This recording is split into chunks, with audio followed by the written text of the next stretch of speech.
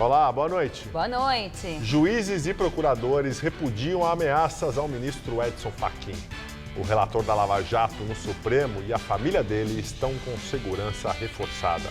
Polícia do Paraná investiga tiros contra 2 ônibus da caravana de Lula. O delegado titular contesta adjunto e afirma que não houve tentativa de homicídio. Ex-presidente diz que não se abala com ataques e participa de ato no centro de Curitiba. E Jair Bolsonaro, do PSL, pede a prisão do petista e também faz campanha na capital do Paraná. STF concede prisão domiciliar para Paulo Maluf, do PP, por razões de saúde. Ele está condenado a 7 anos de cadeia por corrupção. Mortes por febre amarela aumentam mais de 50% no Brasil. Você acompanha essas outras notícias após o intervalo. Até já. Macas nos corredores, falta de material básico e poucos profissionais. O atendimento no Hospital Estadual do Mandaqui, na zona norte da capital, é precário. Médicos e enfermeiros protestam contra a situação. Com faixas e cartazes, o grupo fez uma pequena caminhada ao redor do hospital. A principal reivindicação é a melhoria das condições de trabalho. O que nós queremos é contrato de emergência imediato para médicos e enfermeiros. Esta auxiliar de enfermagem, que pediu para não ser identificada, trabalha no local há mais de 20 anos. Eu não quero aumento salarial, eu quero aumento de dignidade. Eu quero poder chegar com meu filho aqui, com a minha filha aqui, com o meu vizinho e ser atendido dignamente. O Antônio saiu sem conseguir atendimento com um clínico geral no pronto-socorro. Mandou eu para Santa Casa, lá na Santa Cecília. O pronto-socorro adulto é um dos locais onde a situação está mais grave. Segundo os próprios funcionários, não há leitos suficientes para o atendimento. E por isso, ter dezenas de pacientes nas macas, nos corredores, já é rotina. As pessoas ficam espalhadas, mal acomodadas e visivelmente sem conforto algum. No controle, há registros de quem chegou na quinta-feira da semana passada, mas ainda está no corredor. Fazia tempo que eu não venho nesse hospital aqui, né? Essas pessoas dentro dessas macas, assim, no corredor de hospital, isso é o cúmulo, né? Hoje, encontramos cerca de 30 pacientes nestas condições. Tem visto que tem 40, 50 pacientes. Não tem vaga nos andares. Muitas instalações também deixam a desejar, como elevadores quebrados. No prédio do ambulatório de especialidades, muitas áreas estão interditadas, segundo os funcionários, desde que uma árvore caiu sobre o local há 1 ano.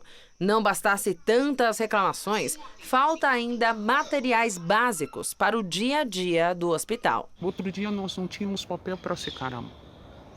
E como vai trabalhar dentro de um hospital sem papel de secar a mão, sem sabão para lavar as mãos? Em nota, a Secretaria de Estado da Saúde afirma que o conjunto hospitalar do Mandaqui realiza cerca de 13 mil atendimentos mensais e 1.000 internações. Segundo a nota, eventualmente pode haver sobrecarga em razão da demanda, mas que conforme preconiza o SUS, são priorizados os casos graves e gravíssimos. Sobre as macas nos corredores, diz que os pacientes são encaminhados aos leitos na medida em que os quartos são liberados. A nota diz ainda que o estoque de materiais básicos está regular e que o governo do estado autorizou a contratação de novos profissionais. O Tribunal de Contas do município recomenda que a Prefeitura de São Paulo anule a parceria pública-privada da iluminação, um contrato de 7 bilhões de reais. No entanto, o prefeito João Dória, do PSDB, afirmou que só tomará esta decisão se irregularidades forem confirmadas. No dia 21 de março, o consórcio Walks, concorrente que foi inabilitado ao longo do processo de licitação, protocolou no TCM a representação, pedindo a suspensão do contrato. João Antônio alegou que o TCM não tem como anular o contrato depois que ele foi assinado, o que extrapolaria a competência do órgão. Sustar é papel do Poder Legislativo. Anular, a competência é do chefe do Poder Executivo. O Ministério Público também já havia recomendado à Prefeitura que suspenda o contrato com a FM Rodrigues. Os procuradores deram um prazo de 5 dias para o executivo se manifestar. O caso também já está sendo investigado pela Controladoria Geral do município.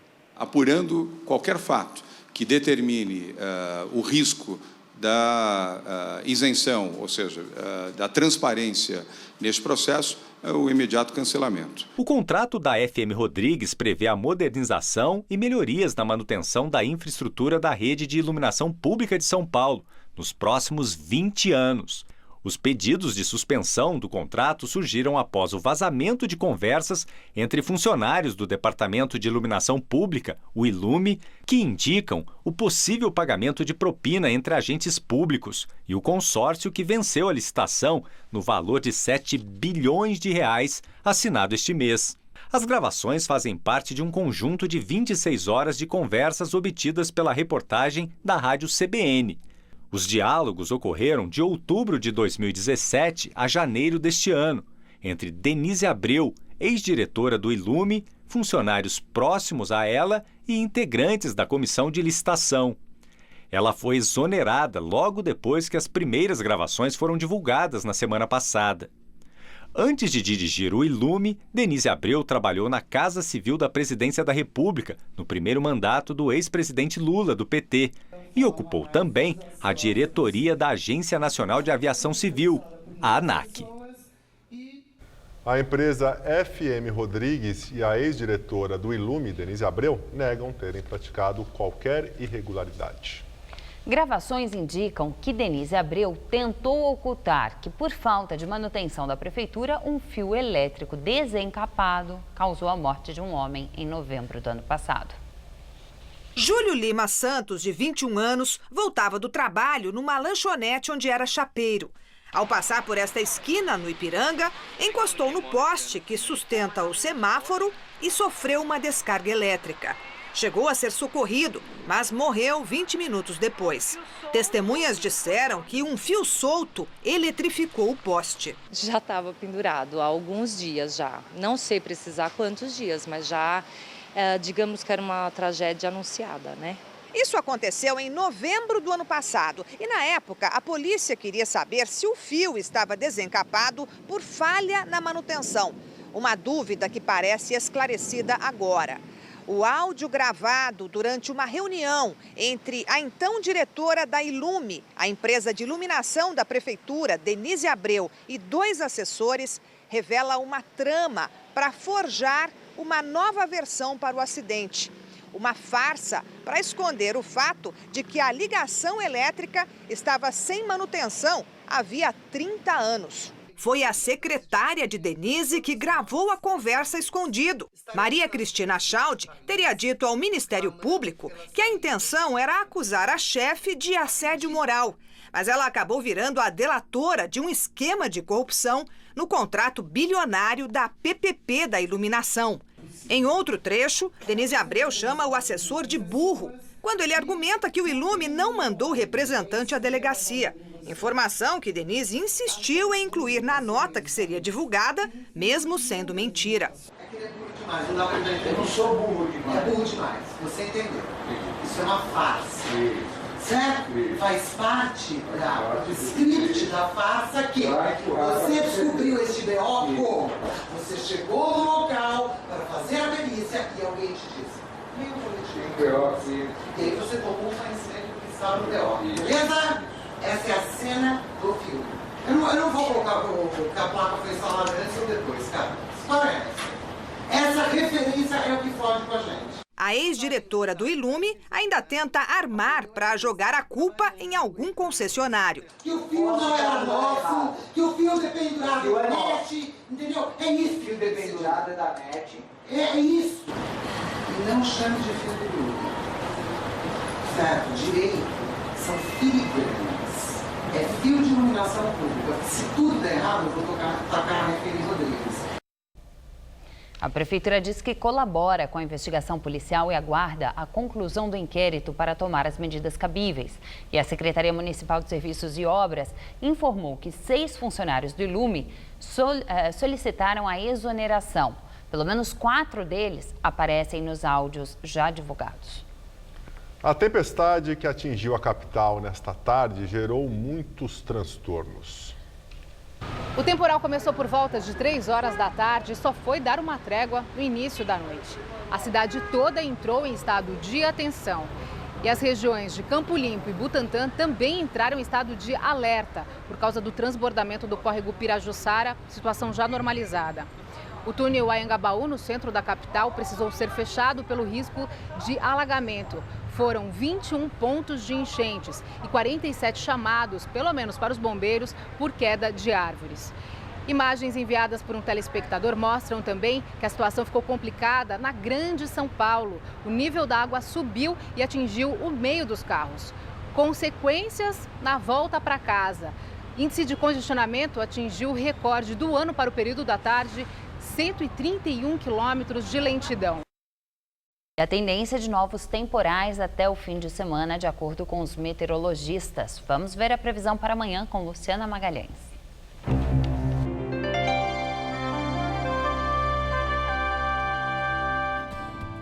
Aqui em São Paulo, a temperatura fica mais fresca à noite durante a madrugada, mas à tarde o calor continua, assim como as pancadas de chuva que podem virar temporais.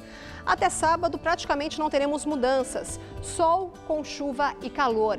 As máximas ficam em 30 graus amanhã, na sexta e também no sábado. Novo balanço do Ministério da Saúde mostra que o Brasil teve 338 mortes por febre amarela de julho do ano passado até agora. Foram 128 óbitos a mais que no mesmo período do ano passado. Foram confirmados 1.131 casos da doença, com 338 mortes, contra 660 casos e 210 óbitos entre julho de 2016 e março do ano passado. Minas Gerais foi o estado com mais mortes pela doença, 147, seguido de São Paulo, com 127 casos, e Rio de Janeiro, com 63. O Distrito Federal teve uma morte. Segundo o Ministério da Saúde, todo o território brasileiro terá vacinação contra a doença até abril de 2019. A Prefeitura de São Paulo informou que vai manter a campanha de vacinação contra a febre amarela na cidade na próxima sexta-feira e no sábado do feriado de Páscoa. A lista das unidades que vão aplicar as doses está disponível no site da Prefeitura. O deputado Paulo Maluf, do PP, foi internado em um hospital particular de Brasília. Por causa do episódio, o ministro do Supremo Tribunal Federal, Dias Toffoli, autorizou que Maluf seja transferido da Papuda para o regime de prisão domiciliar e ficará na mansão dele, aqui em São Paulo. De acordo com um boletim médico, o parlamentar de 86 anos deu entrada no hospital de Brasília com forte dor lombar. Ele está preso desde o dia 20 de dezembro na ala de idosos do Complexo Penitenciário da Papuda, também no Distrito Federal. Maluf foi condenado a 7 anos e 9 meses de prisão por lavagem de dinheiro quando era prefeito de São Paulo na década de 90.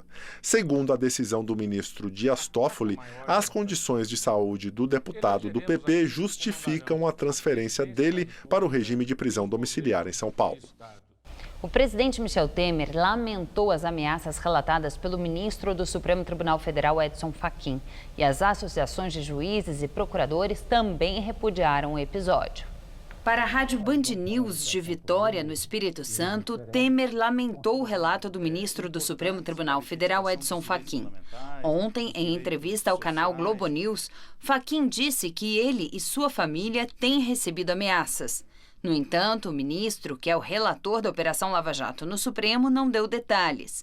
Fachin também é relator do habeas corpus, com o qual a defesa do ex-presidente Lula tenta impedir a prisão do petista após o fim dos recursos na segunda instância no processo do triplex em Guarujá. Ainda ontem eu falava com o nosso ministro da Segurança, o Jungmann, e ele está naturalmente preocupado com o dia 4, né, que é o dia do julgamento da matéria relativa ao ex-presidente Lula, né? E claro que aqui estamos todos tomando todas as providências para que não haja conflito. Mas é preocupante. E veja que isso alcança até o Supremo Tribunal Federal. O próprio Supremo e os membros do Supremo ficam aflitos com isso. Você viu que um deles até, ou alguns deles, me parece, disseram que estavam sendo ameaçados. Ministro Fachin. Isso não pode acontecer no país. Entidades que representam juízes federais e membros do Ministério Público também repudiaram as ameaças a Fachin. Para a JUF, Associação dos Juízes Federais do Brasil, elas buscam intimidar o magistrado em razão da atuação dele como relator da Lava Jato na Corte. A Associação dos Magistrados Brasileiros diz que é inaceitável qualquer tipo de ameaça a um membro do Poder Judiciário. Já a Associação Nacional dos Procuradores da República destaca que o fato coloca em risco o Estado de Direito e deve ser apurado e punido severamente. E a Secretaria de Segurança Pública do Paraná disse que uma equipe de elite da Polícia Civil investiga o ataque à caravana de Lula no estado. O inquérito policial apura o que aconteceu. A investigação começou com versões diferentes. Ontem, o delegado adjunto havia dito que o ataque à caravana de Lula era investigado como tentativa de homicídio e que pelo menos 2 suspeitos estariam envolvidos.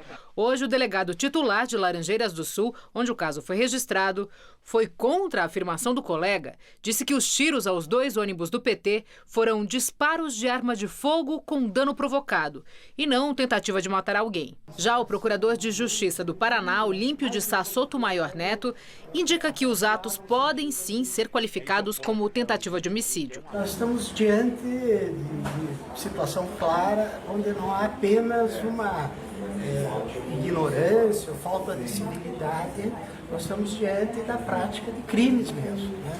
A incitação à prática de crimes, a apologia à prática de crimes e as ações concretas que culminam até com uma tentativa de homicídio. O PT classificou como ato político e quer a federalização das investigações. Ao menos 3 tiros acertaram os ônibus da caravana do PT.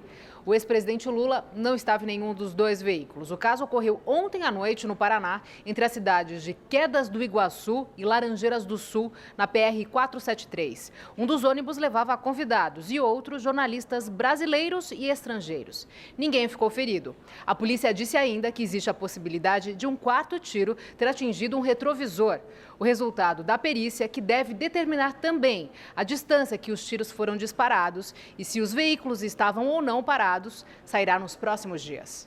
Desde que começou essa caravana pelo sul do país na semana passada, o petista é alvo de protestos. No domingo, em Santa Catarina, manifestantes jogaram ovos e pedras contra o palanque do PT. A presidente da legenda, a senadora Gleisi Hoffmann, disse ter pedido policiamento às autoridades do Paraná, mas afirmou não ter sido atendida. Ela classificou o episódio como emboscada. Já o governo do Paraná negou que tenha recebido solicitação de escolta. O ataque aconteceu no início da noite de ontem, por volta das 7 horas, cerca de 2 horas depois da divulgação da entrevista do ministro Edson Fachin, contando sobre ameaças contra ele e familiares. Hoje, Lula comentou o ataque. Se eles acham que fazendo isso vai nos assustar, não vai nos assustar, gente. Isso vai motivar a gente a fazer muito mais coisa ainda. E mesmo com os tiros contra os ônibus da comitiva, o PT decidiu manter a programação final da viagem. A caravana no sul se encerra justamente em Curitiba, cidade onde Lula foi condenado pelo juiz Sérgio Moro no caso do triplex em Guarujá. Na Lava Jato, a pena do petista está em 12 anos e 1 mês de prisão. O deputado Jair Bolsonaro, do PSL, pré-candidato à presidência da República, também está no Paraná. Ele defendeu a prisão do ex-presidente Lula. Ao chegar pela manhã, Bolsonaro foi recebido no Aeroporto Internacional Afonso Pena, em São José dos Pinhais, na região metropolitana de Curitiba. A visita dificultou a vida dos passageiros. Ao desembarcar, o deputado foi carregado nos ombros pelos simpatizantes que o aguardavam e recebeu uma faixa presidencial. No discurso para militantes, num carro de som do lado de fora do aeroporto, Bolsonaro ironizou os protestos contra Lula durante a caravana pelo sul do país. No domingo, em Santa Catarina, manifestantes contrários ao petista jogaram ovos e pedras no ônibus da comitiva. Quis transformar o Brasil num galinheiro. Esse crápula está colhendo ovos pelo Brasil todo. Questionado por jornalistas, o pré-candidato do PSL sugeriu que os tiros na caravana de Lula foram dados por petistas. De acordo com as últimas pesquisas eleitorais, Bolsonaro aparece em 2º lugar atrás de Lula. No entanto, quando o ex-presidente não aparece na sondagem, o deputado assume a liderança na disputa presidencial. Aos simpatizantes, Bolsonaro defendeu a prisão de Lula. Eu não quero o Lula na cadeia, eu quero o Lula em cana! Do aeroporto, o deputado seguiu para Ponta Grossa, a cerca de 120 quilômetros de Curitiba. E a caravana do ex-presidente Lula pela região sul do país foi encerrada esta noite em Curitiba. Em oposição ao ato convocado pelos petistas, o Movimento Brasil Livre, aliado à família do deputado Jair Bolsonaro, organizou um ato na mesma região para pedir a prisão de Lula. Por causa dos ataques sofridos pelo ônibus da delegação petista ontem à noite, o ato de hoje no Paraná, que teria apenas militantes do PT, foi transformado em suprapartidário com a presença de lideranças da esquerda, como os presidenciáveis Guilherme Boulos, do PSOL, e Manuela Dávila, do PCdoB. Durante os discursos, as lideranças chamaram de atentado os tiros contra a caravana do ex-presidente e afirmaram que a ação faz parte de uma escalada antidemocrática no país. A ex-presidente Dilma Rousseff e o ex-prefeito de São Paulo, Fernando Haddad, discursaram antes de Lula no ato. A cerca de 1 quilômetro dali, um outro protesto aconteceu em oposição ao ato da esquerda. O Movimento Brasil Livre e a família de Jair Bolsonaro, do PSL, convocaram a ação para pedir a prisão de Lula após condenação em segunda instância da Justiça. Os manifestantes gritavam palavras de ordem contra o PT e o ex-presidente. Os dois atos foram separados pela Cavalaria da Polícia Militar do Paraná para evitar incidentes e violência. O ataque a tiros à caravana do ex-presidente Lula repercutiu entre os demais pré-candidatos à presidência da República.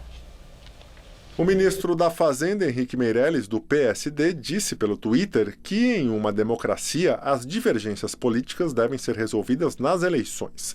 Segundo o ministro, o que aconteceu ontem no Paraná foi um atentado contra a liberdade de expressão de um líder político e isso é inadmissível em uma democracia. O presidenciável Ciro Gomes, do PDT, usou a mesma rede social para comentar o caso e chamou o ataque de absurdo, exigindo a apuração rápida das autoridades.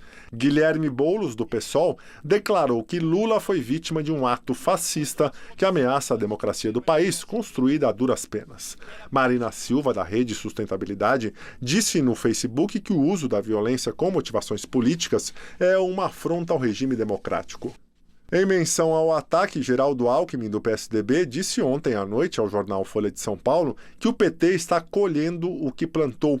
Mas hoje, diante da repercussão negativa de seu comentário, o pré-candidato do PSDB publicou no Twitter que toda forma de violência tem que ser condenada e que é papel das autoridades apurar e punir os tiros contra a caravana do PT.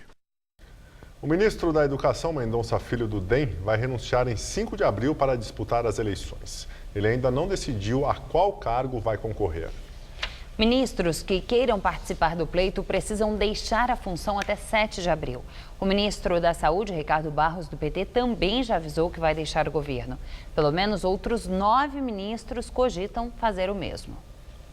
E o secretário executivo do Ministério da Fazenda, Eduardo Guardia, vai substituir Henrique Meirelles no comando da economia. Meirelles planeja deixar o cargo na próxima semana para se filiar ao MDB e concorrer à presidência da República na eleição de outubro. O ex-governador do Rio, Sérgio Cabral, do MDB, foi denunciado pela 22ª vez pelo Ministério Público Federal. A ação de improbidade administrativa ocorre no âmbito da Operação Lava Jato e acusa também 5 empresários do setor de ônibus, mais a Federação das Empresas de Transporte de Passageiro do Rio, de envolvimento em atos ilícitos ligados à isenção fiscal. O MP também pede uma indenização a Cabral no valor de R$ 72 milhões pelo prejuízo em decorrência da redução do IPVA para empresas de ônibus, concedida através de um decreto assinado pelo ex-governador em 2014. De acordo com a denúncia, a isenção de 50% do valor desse imposto para empresas teria causado prejuízo de R$ 36 milhões aos cofres públicos. Sérgio Cabral já foi condenado em 5 processos até agora. Somadas, as penas passam de 100 anos de prisão. As contas públicas registraram um déficit de 17 bilhões e 400 milhões de reais em fevereiro. Apesar de negativo, foi o melhor saldo para o mês desde 2015. O governo federal ainda é responsável pela maior fatia do rombo, com um saldo negativo no mês de 19 bilhões e 300 milhões. Estados e municípios tiveram um superávit de 2 bilhões e as estatais um déficit de 438 milhões de reais. E agora vamos ao comentário de economia com Denise Campos, de Toledo. Apesar de negativo, o saldo de fevereiro confirma a melhora das finanças públicas. A arrecadação melhorou com a retomada mais firme da atividade e com receitas extraordinárias como o Refis. O governo deve cumprir a meta deste ano de um déficit de 159 bilhões de reais, até com alguma folga, mas ainda vai ser um rombo imenso. Não há uma mudança mais estrutural. Na semana passada mesmo foi anunciada a nova contenção de gastos para garantir uma parte do dinheiro necessário para a intervenção no Rio de Janeiro. Tem mais, além de cumprir a meta, o governo tem de respeitar o teto dos gastos, que impõe como limite de expansão a inflação do ano anterior. Neste ano dá uns 3%. Essa, aliás, vai ser uma das grandes dificuldades para o próximo governo, que de início terá de anunciar um programa confiável de ajuste das finanças, até para gerar confiança mesmo, credibilidade, evitando reações mais negativas do mercado, de potenciais investidores. Fora essa questão da confiança, terá de manter as contas dentro do limite legal também. Vale lembrar que o rombo da Previdência tem avançado cerca de 6% acima da inflação. Para compensar, sem descumprir o que está previsto em lei, outras despesas terão de ser cortadas. Por isso que se fala tanto na necessidade de reforma da Previdência. Ou então, o teto de aumento dos gastos terá de ser flexibilizado com a aprovação do Congresso, o que não evitaria a repercussão negativa do ponto de vista da credibilidade do andamento da economia. Não tem jeito. Por mais que os indicadores de atividade estejam melhorando, a economia e o governo, seja quem for o eleito, terá essa barreira pela frente. Boa noite. Nós ficamos por aqui. A edição de hoje pode ser vista no site do Jornal da Gazeta. Muito obrigado pela companhia. Tenha uma excelente noite. Até amanhã, Juliana. Até amanhã, Gabriel. Uma ótima noite para você. Fique agora com Rony Von no Todo Seu.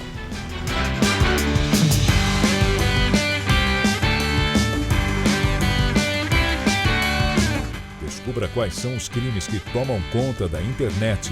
Nesta quinta, 9h30 da manhã, no Revista da Cidade.